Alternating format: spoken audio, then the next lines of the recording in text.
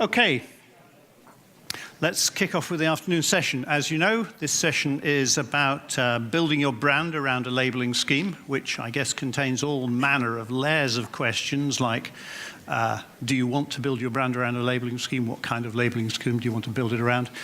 We have a super panel which we will introduce in a moment or two, but our main speaker is Morten Nielsen, who is going to lead us off, and then after your piece we'll introduce the others and get into some questions. Okay. One announcement about later on this afternoon. I gather from Loa, who I've lost. Fine. You can't go being with your team. There's a need for a conversation, a desire for a conversation about demand and supply and mismatches and that kind of thing, which a number of people here want to run. So what we will do is steal a little bit of Kim Carstenson's time at the end of the day and adjust the finishing time slightly and have a conversation there. After we've had a presentation from our colleagues from Lego. So that's what will happen at the end of the day. I can absolutely guarantee that we will not be going past 5:30 at the outside because we have to give the room away so that they can prepare it for this evening. So that's... And there will be drinks afterwards. I wasn't going to mention that, but there will be drinks afterwards. So that's what we'll do at the end of the day. I'll tell you more about it as we get to it. Morten, would you like to lead us off? Thanks. Always nice to be on just after lunch, when everybody's a bit tired. But then on the other hand, I've been told that I'm allowed to be slightly controversial. So I'm sure that's going to keep you awake. And this is the commercial panel, the commercial world. All the NGOs are wearing a jacket. We are not. It's a bit different from what we're used to here. Now, Munio is a Danish design company.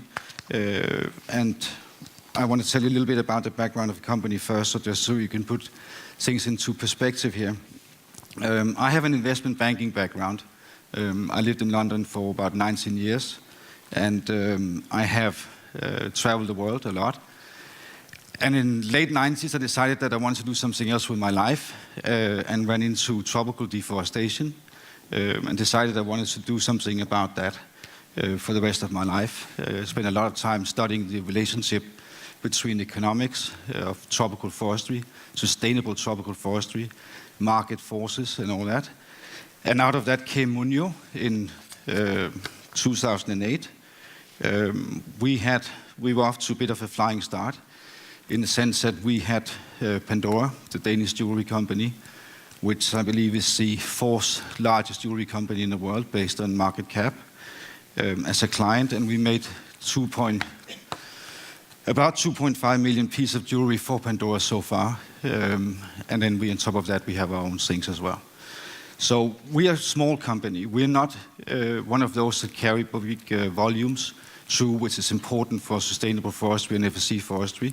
But where we make a difference is that we are connecting with the consumers. We know what they think directly and indirectly to Panduro. And we have a little bit of perhaps a different experience with that one than what you normally would think. This product is from our autumn collection. It's coming out right now, and this is basically, I'm showing you this to put things into perspective. This is the essence of what we're doing here. We have in the background, which you can hardly see, a little silver amulet, which is 100% recycled silver, sterling silver. We have a non-certified, but still fair trade pearl. It's the golden pearl from the South Sea, community farmed. And the wood is Mpingo black wood from Tanzania. It's a project we have developed with WWF and what's called the Mpingo Conservation Project, where we use the byproduct of one of the most expensive woods in the world to make jewelry. So this is a sustainable product. This is exactly what we do and what we're all about. We also have a living range. And most of what we do in the living range are basically tropical timbers, but we also have a Nordic series. And this is designed by a quite famous designer called Helena Rona, and available together with our jewelry in about 110 shops in Denmark. This is our main campaign picture for the autumn, and it sort of highlights very well what we do and what we're all about. It shows forestry, protection, defending. We love the picture. It's about bad spirits attacking the forest, and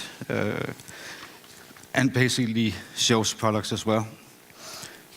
The question then is, why did we come to this, having this foundation, which we had from the outset about sustainability, FSC being absolutely 100% core to everything we do?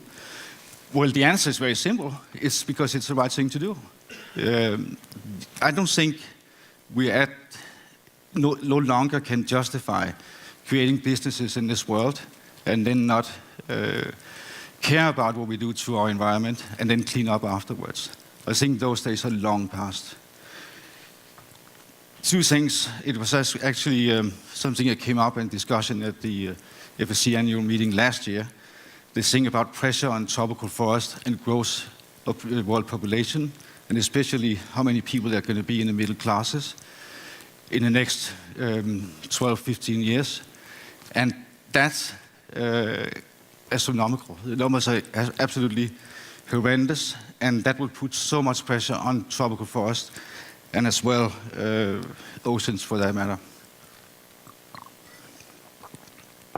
So if you add to that the fact that tropical deforestation especially is not under control in any shape or form, we don't see a lot of movement in FSC as far as that is concerned.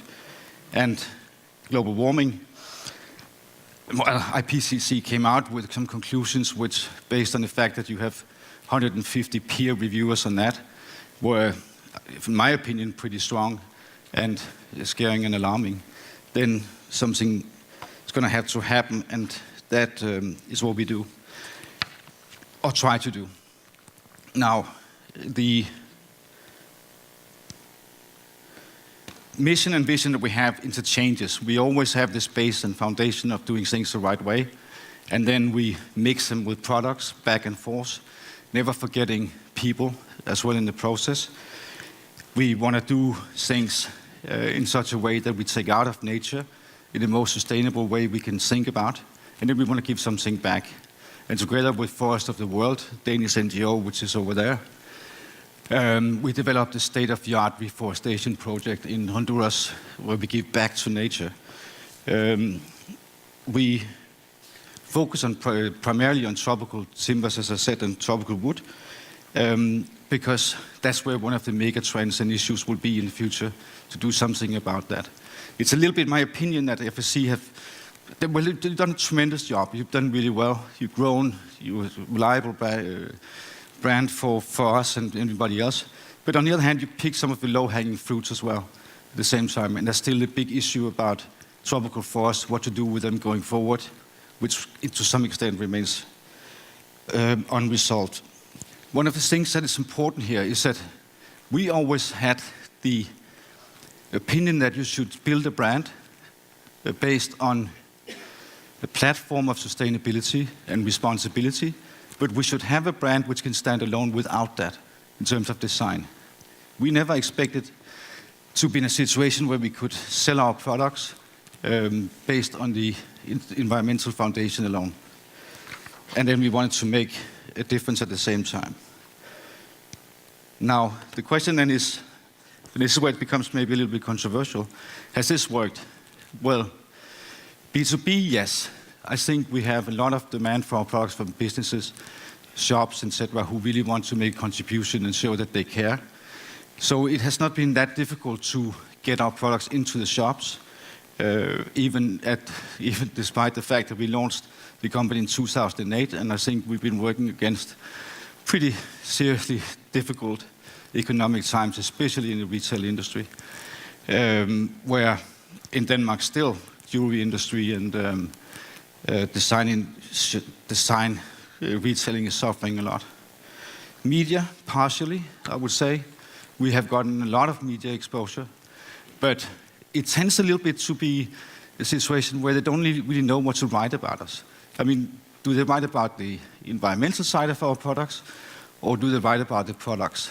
And that always becomes a little bit difficult, and we sometimes end up with situations where we get fantastic media exposure, but then they sort of said, okay, get a feeling that we should write this story because we have a fantastic profile behind our products. And I'm not that happy with that. So it worked, did not work. Consumers, to be quite honest, it doesn't work. What we're doing is we're just not getting through to the customers, and we have a lot of them. I mean, together with Panduro, we probably have exposure to, I guess, 1.2 million people who wear directly or indirectly our products. The question then is, why is that happening? Why are we not in a situation where we can make a difference, where this can make a difference for us in the marketplace towards the consumer? And I just want to bring back this one. I think what we're doing, and this, let me just be absolutely clear about this. I don't think I have the answer to this. I'm speculating now. Because I had the answer, we would not be in a situation where I could say what we've done wrong exactly. But I think this is what we're doing wrong. I think this campaign will fail. And the question is, why would that fail? Because it's negative. It's about protection. It's about defending. It's about deforestation. It's about global warming. All negatives, instead of bringing out the positive aspects of what we do and what we try to achieve through what we do. The world is changing. The consumers, in my opinion, are, well, it's basically a really busy world out there. People have to work hard. They have to fight for their jobs. We fill out our times more and more with things that just come to us through technology and other things. And you get into a situation where basically it becomes a lot about me. That could partially be because of the recession we've been through. People have sort of had no surpluses to engage in social issues as they did in the past. But I think it's just a mega trend. I think this is what's happening. People want to know what's in it for me tomorrow, and they want to go away from the situation where they buy a product or do something, take an action, and leave with a positive feeling about what they've done. Give you an example. Can I relate this to myself directly? Panduro runs a campaign every year for breast cancer. I think there's no women in the world who do not have a direct association with that, saying, I could get breast cancer tomorrow. And those campaigns work fantastically. Comic relief, Danmarks Indsamling in Denmark, work really well. Why? I suspect and think it's because tomorrow you get a feeling from that you make an instant action, that what you're doing is something that contributes to somebody having a better life tomorrow and not 10 years or 25 years from now.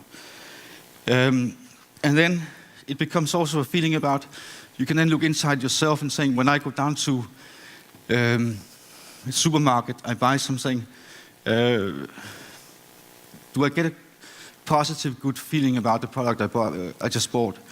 And in most cases, I have to say no. I mean, we have something in Denmark called Svanemærket. I know what it is. It's a labeling brand. They do things the right way. I would always, because who I am, I would always buy that if that's available. But it doesn't give me a positive thing. I don't feel positive about it more than I would buying something else. It doesn't really add a difference to me. But there's one brand that does that, and that's Fairtrade. Fairtrade, I do get a feeling that I made a difference. I bought Fairtrade coffee from Central America, and I walk away with a bit of a positive feeling about that.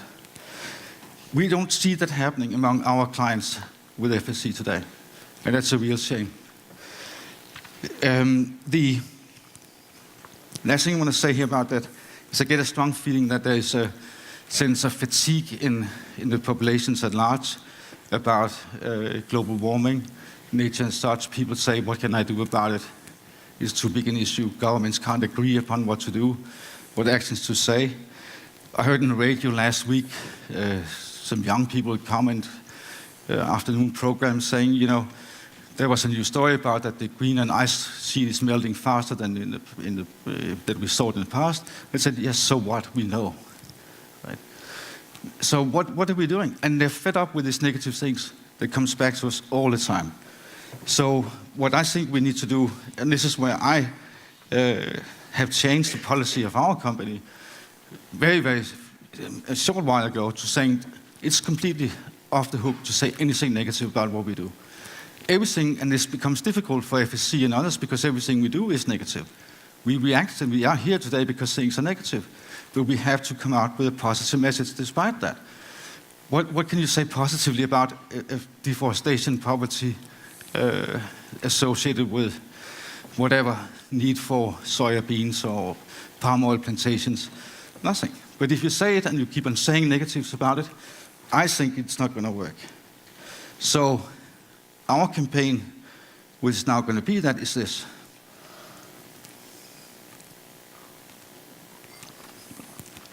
I could see FSC having a T-shirt like the one we're going to make now, saying, "No, you made a difference."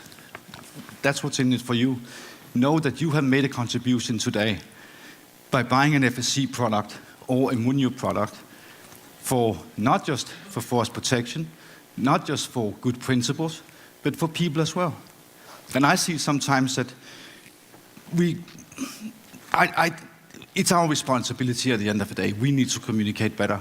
It's not the FSC, but we don't see that in day-to-day business that FSC lifts that for us and adds value to that. Which is a really shame because everybody knows that we have with FSC something in our hand, which is great. It's not okay to buy an FSC product. It's great to buy an FSC product. But that's not the association that our 1 million clients who wear a product that we have made, directly or indirectly, walk away with. They don't see that association. And I think that's a real shame. Finally, I'm going to keep it short because we have, I think, a really interesting panel. We discussed a few of these things before now. This goes back to some of the things that we talked about earlier today as well, the NGO world. I mean, as far as I'm concerned, we're running out of time here. As far as tropical forestry, tropical forest, global warming and these issues, we do not have a lot of time. If you think about it, and I asked a lot of some really heavyweights in communication and professors in psychology and what have you about this, they say you have to be really careful about this. If you get a situation where you say, okay, we now have been heard 50 times in a row that FSC is great, then people believe it.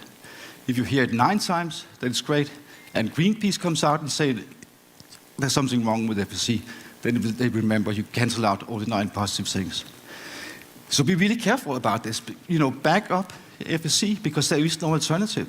It's the thing that we need to have a consensus around. If there's problems with FSC, tell them so behind the closed doors. Don't go to the media.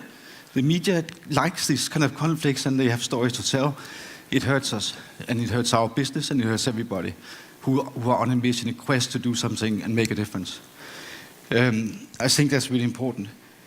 And then from a pure technical perspective, well, we're in a situation where we engaged in, for a small company like ours, we have, I mean, number of species we have and production processes we have is astronomical. And we're constantly faced with small changes in terms of standards. I know that credibility is everything to FSC. You need to have something which people can rely on and trust. But not too much, please. I mean, it just becomes too heavy. Start focusing a little bit more on the communication and the positive things and tell the world what you do. Because you do a lot of really good things. So don't be defensive about it. You know, don't think you're not great because you are great. And it just have to change a little bit. And then I have, because I'm going to talk much too long if I don't cut it and I get sidetracked. The final thing and point I have is this discussion we have again and again and again about FSC wood is expensive. We never expected that our products should command a higher price in the marketplace because they're FSC certified. We take that as a standard. This is what it costs. This is what it should cost. The problem is not here that we have a situation where you say, okay, we have a certain market price for our products, which is 100, and now FSC product costs 110. The problem is that the 100 as a base is often based on things which are not sustainable. It's wood that comes from where? When you talk about tropical wood, illegal. Where is illegal verification? It's not there. We compete against timber and products in terms of price, where you very often can guarantee, be certain that the underlying product is not good. It's not certified. It's illegal wood. Flecht came into effect this year. I'm really busy with a company and a brand. I have seen not one case being brought to trial or a company in Europe being accused of violating Flecht. So we base our prices, when you talk about prices, and especially government institutions, for Christ's sake. One word about FSC wood being expensive, we don't buy that. It's so damaging to everybody. And it's also based on a foundation of something which is completely unsustainable and potentially completely illegal. And that should just stop. And please go that way. And that's all I have to say for now. Thank you. Thank you very much. Thanks, Morten. Let's just have a brief introduction round with the panel so you know who you're talking to, and then we'll take some questions. Jesper, would you like to set off? I come from, I just need to do this. Is it better? Okay now? Yes. Good, very good. I'm from a Danish company called Trick Trap. It's a family-owned business, and I'm the CEO of that business and owner. We are a relatively small company, but quite well known in Denmark. We strive at making people happy. We sell wonderful and long-lasting outdoor furniture. We sell some amazing interior products, and then we have some very beautiful accessories. Our main material is wood. We work with teak and oak and sapelli. And we design it here in Scandinavia, produce it in Southeast Asia, and then we sell it throughout Europe and a little bit in the US market. So that's where I'm from. Thank you. Fiona. I'm Fiona Wheatley. I'm from Marks & Spencer's. Marks & Spencer's is a common UK high street store. About 50% of our business is in this. It's a mixture. Well, it's food, but it's very specialist food. We sell an enormous amount of high quality prepared items from confectionery through kind of ready meals, desserts, as well as very good primary material, chicken, vegetables, etc. And the other 50% of our business is clothing, homeware and beauty. And we've been around about 125 years. We operate in 51 other territories internationally. And although that's a relatively small volume of our sales at the moment, we have ambitions to have much greater coverage internationally. So we're moving from conventionally being a UK business and brand into becoming a very international business and brand. Thank you. Bruce. Hi, my name is Bruce. I come from Kährs or Kährs, depending on what country you're in. But we're a hardwood floor manufacturer. We've been around over 150 years, only making wood products. So it's very exciting for me to become a wood guy in the last 10 years or so I've been with the company. I was in medical product sales before this and suddenly end up here on the environmental side. So it's fantastic. But I'd like to just because I come from sales, I'm going to talk just a little bit longer than maybe you two. But I'd like to get Klaus, Martin, and Aaron to stand up and just wave real quick. These three gentlemen are working with the FSC and Fair Trade Wood Project. I've been working with them for about 3 years, so I hope you talk to them after this meeting or something, but I think it's really important that you connect with them. We work under 39 labels, certifications on the market side today. FSC is just one of those. I actually just picked up PEFC recently because we don't have the availability of FSC material that we'd like to get. We got into FSC because, as Morten said, it was because it was the right thing to do. As I got into the commercial sales, I was the vice president of sales in North America for several years, selling architects, designers, specifications work for large apartment buildings, condominiums, again in Canada and the United States. And there we got into leadership, energy, and environmental design. And for us, that's what's really driven FSC, was a point. I sit down with the architect, how many points do you have? FSC, great. And as we know, FSC is the only certification scheme right now that offers that point. So it's very important that we hang on to that. What's important for my company, we're owned by private equity firms, is profits. I have these discussions, as Morten has, that FSC does cost us a little bit more money. We don't make any more money off of it. We make a little bit less. We do get the volumes because of these projects, but I think that's something that to try to build either brand premium or at least get us even to other sourcing would be great in the future. The fair trade side, which I like so much, is with those little products that we're just starting up with, is great because there's a buyer expectation to pay a little bit more, and we're able to get our money back. We don't make any more, but we get back even to where our owners say we should be.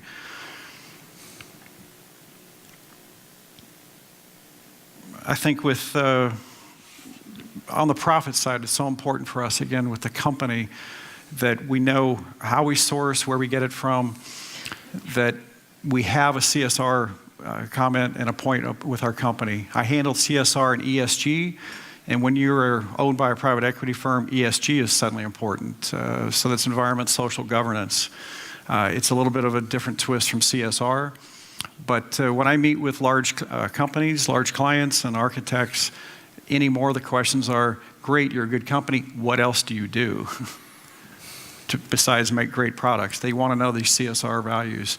And I think FSC is one of the strongest brands we have. But I agree, again, with Morten and what we've said here, as we had a discussion the other day on the telephone, that we need to build this brand up to where it's a passionate brand. If you've ever been to a fair trade meeting, they have this really strong, passionate volunteer base of fans who really support FSC or support fair trade. And we have all these stories that we can tell. We have these great stories. And storytelling is so important for sales, for what we do. And so with that, I'll end right there as we go on and take these questions. But we're all here because we believe in wood. We all believe that we have jobs that are important. And we all believe there's a great future for FSC. But I think there's a lot of work we can do to get our message out to people in the marketplace. And thanks for having us. Thank you. Questions from the floor? Edward. At the end, gentlemen.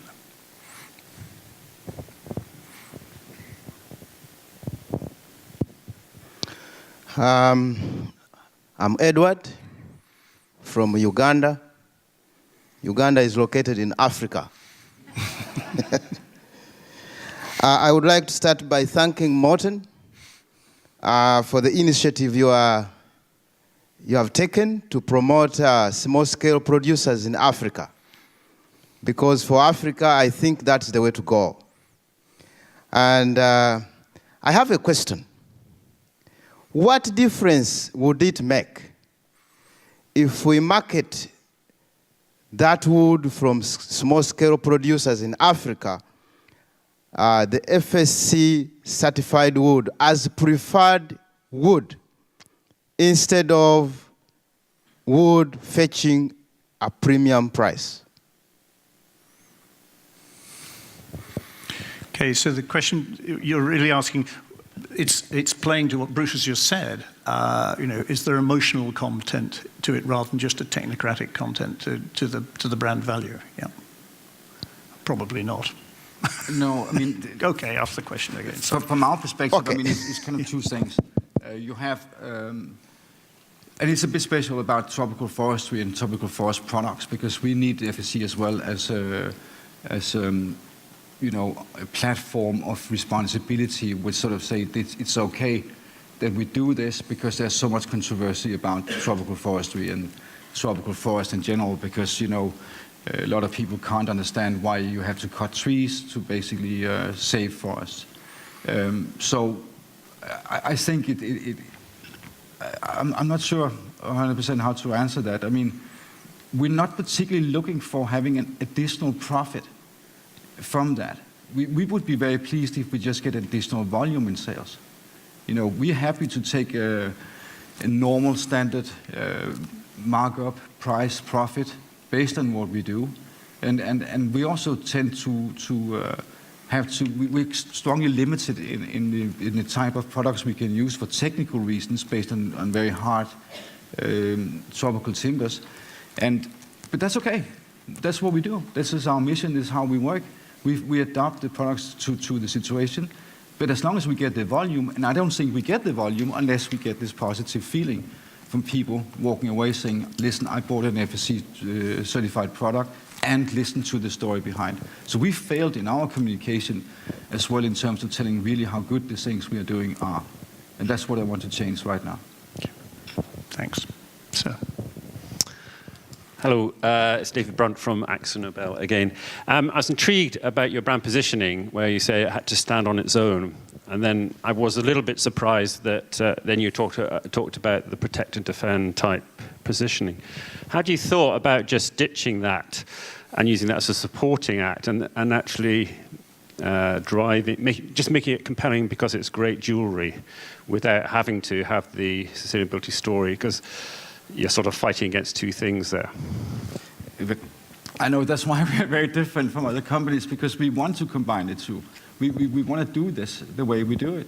But in reality, sometimes it is not why people buy our products. And I really wanted it to be. I really wanted people to say, listen, I like this product, and listen to all the things we get on top of that. And get a walk away with a positive feeling. I have really big problems with this, because we have really serious communication experts in over this issue, and they find it really hard to basically figure out what to do. It took nearly, Andre over there knows from Forest of the World how long time it took to get the Honduras reforestation project off the ground, which is a combination of reforestation and natural regeneration, and protecting at the same time water supply to a village, a town in Honduras. It took for ages to get it through. We need to communicate that better, what we do and what you get with the product that we're buying. We're also buying local wood as well that we use for jewelry from the same area. To make that happen, that consumers understand that it's great to buy FSC products. Bruce, we're not there yet. I'm actually going to ask Fiona the question, because we had a little discussion about how Marks & Spencer uses the FSC brand. I think that's really interesting. I mean, actually, our ultimate aim is that we don't need the FSC logo, because people have enough trust in the Marks & Spencer's brand, and that takes an enormous amount of work to achieve that. That's not only about your product, it's partly about your product sourcing, but it's about your whole kind of way of doing business and your relationships and engagement. But we very much see it as a foundation of trust and of good best practice on which we can build our own strong brand. It's the actual label and logo on products is much less important to us. That's partly also because our wood commitment, our commitment to sustainably sourced wood, or responsibly sourced wood, covers all the wood we use as a business. It covers the wood we use in our store build and refit, our marketing materials, our internal use, our packaging, as well as, and the product we sell is less than a third of that total. So, and there isn't, the logo is quite irrelevant, because most of that is business to business, not business to consumer.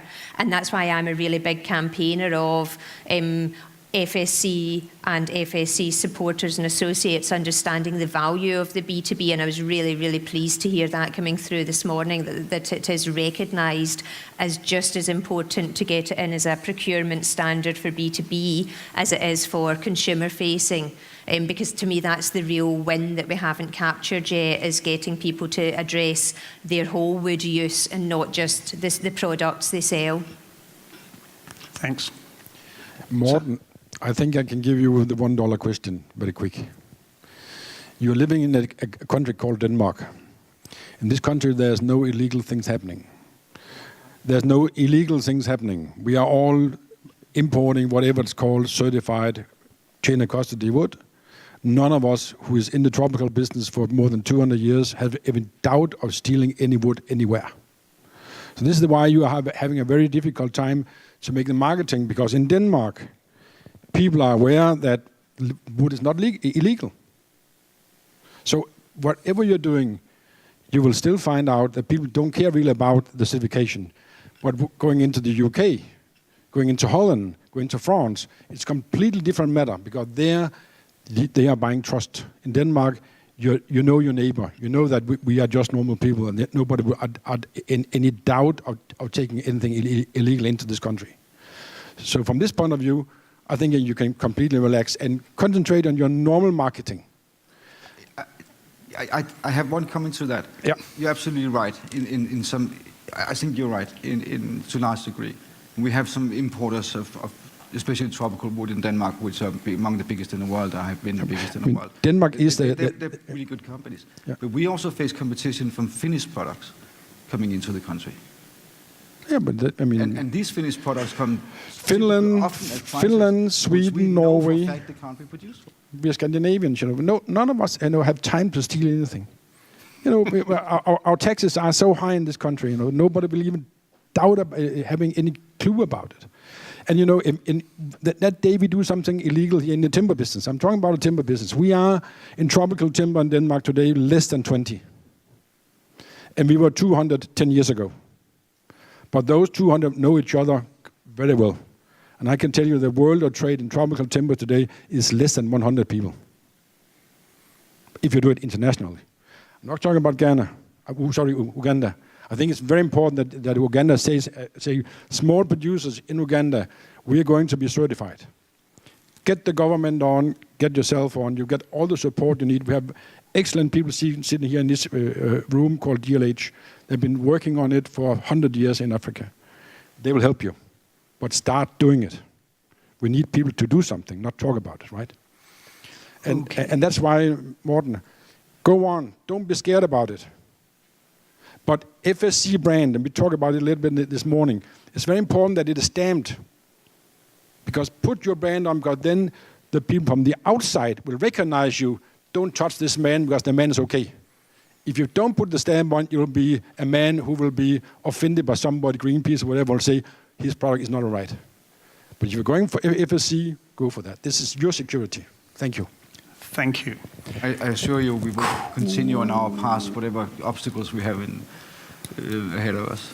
This is what we do. So thank you. Questions from the floor? Jesper. It's not a question. Well, you're not on the floor either, so it's just... But I think you need to build your brand to be able to be well known and for consumers to ask for it. I don't think it's very difficult to build it around being FSC only, and I think that's what you're addressing, Morten, because you need somebody to look at your products and say they're beautiful and want to buy them. And the brand itself, how it looks, FSC doesn't do it for you. So I think if you are a brand, you could put in something and say, as a brand, we act, you said responsible, and you have a sustainable business. And it's the same in my business. We act responsible. We run a sustainable business. And the more we can tell people about that, the more they buy from it. And I know that we are responsible, and I know when using FSC, it turns out to be kind of a safety net for me instead of being something that I do aggressively. Thanks. Fiona, I know you wanted to interject there, but you might also say some stuff about, does FSC matter? Would any other certifying scheme be as good for you as long as you had some form of insurance that you would quote, or is FSC actually different? I think FSC is different. FSC is, I believe, genuinely and certainly perceived as the gold standard by anyone who has any knowledge of standards and certification. The challenge is still that that's still quite a small proportion of people, undeniably. So there is a really big gap there to fill. But from our perspective, FSC is absolutely a gold standard. And if we're really honest, that's probably... well, it's certainly obviously something to do with the quality of the standard, the quality of the forestry management standard. But it's really important to remember that in our kind of businesses where our wood use is multiple, vast and varied, then actually we're very, very distant from the forest. So we don't see the difference that it makes on the ground. And our touch points of forestry are very extended. So our buyers, our business people, really don't connect at a forestry level like that. And that's why it's so important that you give us the information to help us sell these benefits. we need to inspire our internal buyers, and that's a combination of soft data, it's soft stories, help us bring to life what the difference that FSC makes. But it's also, and I think this is something that we need to be really aware of, it's also about hard data and impact. There's been a real gap of impact data to demonstrate that actually it is worth investing in FSC and certified forestry. And I think that one of the priorities for the scheme going forward, and I know that you're aware of this, which is fantastic, is actually getting much better data so that we can prove to those who are generally making some kind of investment or margin cut that it is worth the difference. And the other benefit of FSC is, and it's been touched on very widely this morning, the NGO support and recognition. There's absolutely no doubt about it that is the absolutely key differential of FSC, is that we can see WWF support it, Greenpeace support it, etc., as being the gold standard, the best system for forestry management. Hugely, hugely important. Your market, the market for that news for you is your own buyers, rather than the end consumer. It's a mixture, but it includes our buyers. Absolutely, yes. They're the ones that have to make the decisions. Yeah, I mean, I can set a policy, but the business has to support that policy. If anyone thinks that we live in a world where I just sit in an ivory tower in a central CSR position and kind of make up rule sets and just go, yeah, on you go, team, just do what I've told you. Sorry guys, it doesn't quite work like that. It's a little bit more negotiating and influence, and you've got to get your buying team's support for the policy decisions that you set. And as I said, there's lots of different strategies for doing that, but good quality hard data, good evidence that it's going to be help with risk management and reputation enhancement are all really advantageous. Bruce, that's so in Kährs as well. Yeah, absolutely. I mean, we use an EMAS scheme, Eco Management Audit Scheme, to have the data, which is becoming more important for companies like Marks and Spencer, that we have a third-party audit of environmentally how we behave, that we have these labels. Like I said, I work under about 39 different labels and certifications, emissions, and then you have Lacey Act, EUTR, the DIPT, and the French VOC, and Sasso in Saudi Arabia and Singapore and da-da-da-da. It's crazy. I actually feel sorry for the consumers. We talked about this. I think the FSC is a mark that we can build on, and consumers say, oh, I know that mark, I trust it, great, I'll buy that. But we could easily put on 15 or 18 labels on every package today and confuse the heck out of every buyer in the marketplace, and they're already confused enough. So I think FSC is a way to simplify a buying decision for somebody. And what do you need from FSC in development terms? We were talking about more consumer news this morning, but it strikes me that that's not exactly where you were. Well, I mean, to me, it's about storytelling. It's about humanizing what FSC is, taking it down to the level. Again, like Fair Trade, I think, has done a great job of taking it down to a human level, to the farmer in the forest, how they benefited from it. They made more money. They have sustainable development. They've come in with better forest techniques. They've been provided helmets and glasses and gloves and protection. They've built a new sawmill, and they have an income. And we've actually given a value to those trees in a forest. Lars, you and I talked a little bit about this. That I actually support tropical forest species for us if it's FSC, because we need to put a value on those trees. We need to support sustainable forestry in those markets. It's so easy to sit up north and tell somebody in the southern latitudes, oh, don't take your trees down.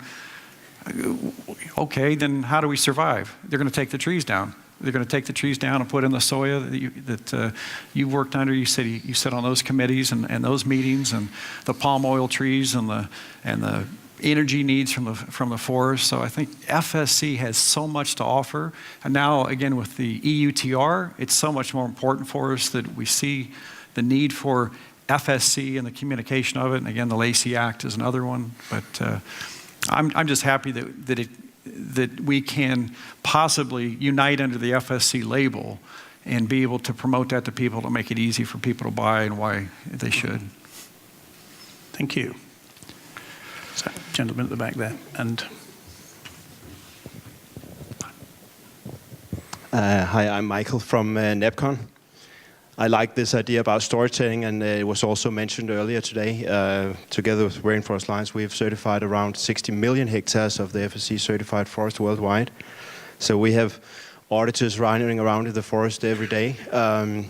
And what we do in the FSC system is, and we do that also more extensively than formally required, is to collect indicators of what changes does FSC actually make. And I think it would be really interesting, maybe a suggestion from this meeting to some stakeholders sit together. How can we more effectively collect these indicators and bring the good story to the industry, to the businesses, and eventually to the consumers? Because the information is all there. It's a matter of getting into a flow that makes the storytelling possible. A lot of nods from that. Fiona.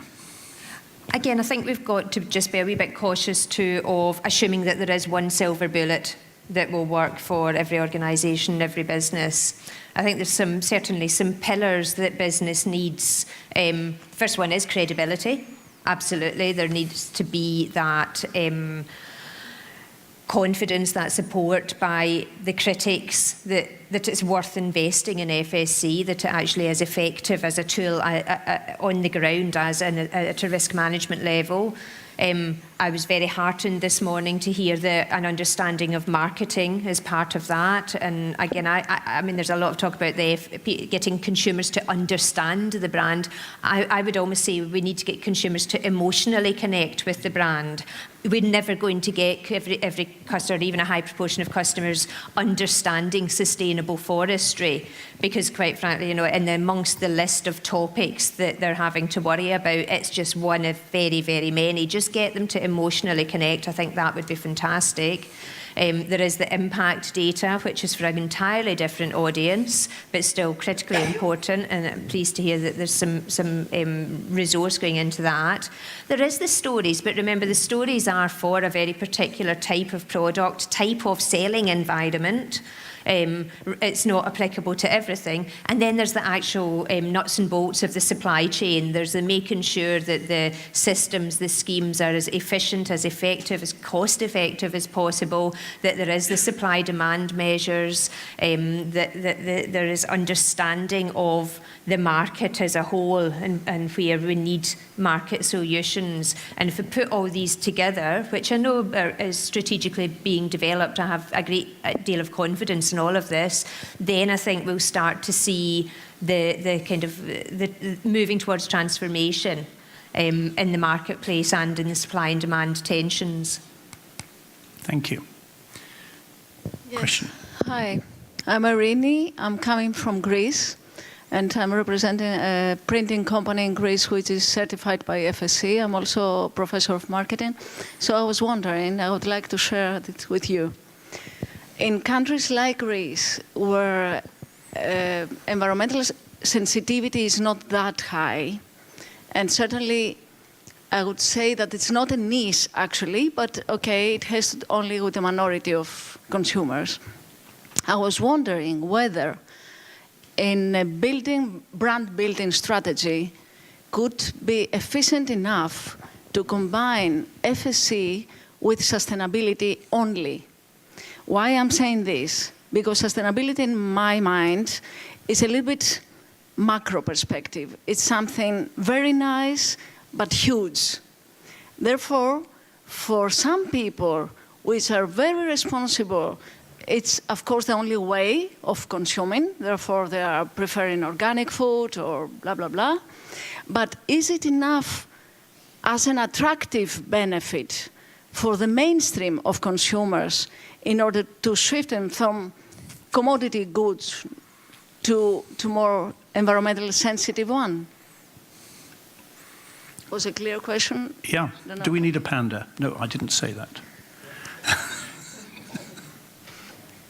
Well, from my perspective, I really don't think so. I mean, because FSC already have it.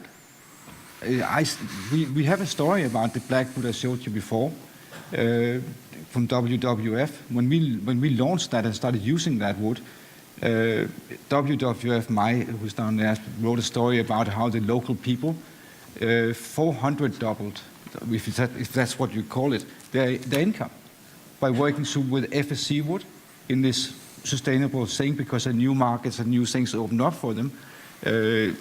Impingo blackwood is definitely borderline, IUCN red list, and it's one of those pieces you're going to have to be really careful with when working with. So all of a sudden, this had a huge impact. There is a great story. There's many great stories. They just need to be told. WWF has just rewrote the story Maya just told me about this Impingo wood, not for what we do, but for the music industry. Because this wood is used for mouthpieces for expensive music instruments. I don't represent all of FSC, and there's many aspects to the business of FSC that I don't know much about. But from my perspective, I think a lot of the good stories are there already.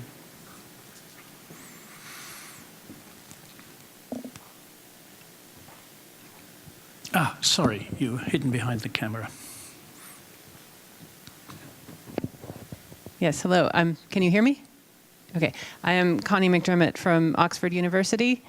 And I was just wondering, in terms of emotional connection with the brand and FSC, I would say maybe up until this panel today, if someone came in and didn't know anything about FSC, they might get the impression that it's an environmental label, period, because I didn't hear a lot of talk about the social dimension. And I was just wondering, especially on the reflection that Fair Trade is a passionate brand, if perhaps, this is really a question, bringing the social in more could be a positive boon for people's connection with the label, or is it sort of a political quagmire and therefore we don't know if we want to go there? Bruce. Hi, Connie. You don't sound like you're from Oxford myself, but when we started having these discussions of FSC and fair trade to get together, it was quite interesting phone calls over the last 3 years, I guess. Klaus, you remember some of these? Because I said on a phone call, I said, it's fantastic that FSC and fair trade could work together on this project, because I see FSC as the forest leaders, forest responsibility, forest sustainability, and I see fair trade known for social responsibility. And at that time, the person running the project interrupted and says, oh no, we have the social side of this, of FSC. And I go, but you're not known for that. And I think that's absolutely the point why I'm so enamored with the fair trade connection with FSC. FSC absolutely needs to talk more about the social side. That's the connection. That's the humanization. We talk about indigenous people down in Chile with the Mapuches that we work with down there, bringing in the small landowners, the cooperative they've put together. Those are great stories. Those are great stories, absolutely. And I'm sure someone in here is taking notes about all these ideas that we should work on in the future. But very good point. Thank you. Thanks for that. Jesper. Yeah. We talk about FSC and how we could expand on FSC. And where I work, we see many businesses using FSC as a kind of quality stamp on their products. And I think, at least where I work, it's a bit of a shame, because as I fear that consumers get confused, they think they buy good quality, that FSC is some kind of guarantee to you that you buy good quality. And it's not, in my opinion. It doesn't say anything about the quality of the wood, or how you're able to assemble the wood into some piece of furniture that could last forever. I think one of the best things you could do for the environment is to buy something beautiful that you'd like to keep, and it's in a quality that you can keep, and it is long-lasting. So the discussion on FSC, what should it be? Is it some kind with the environment? Is it passion, or is it quality? I like very much the idea about passion and talk about that, but you also have to be clear when you communicate it. I think FSC has something to do here, that FSC doesn't tell you about which quality you're buying. It's like organic food. It doesn't have to be better than normal food. How it's prepared, it doesn't have to be that. Now there's a challenge. Feels to me like that's another long conversation. I think we'll take a break now. Thank you. Morten, Bruce, Fiona, Jesper, thank you very much indeed.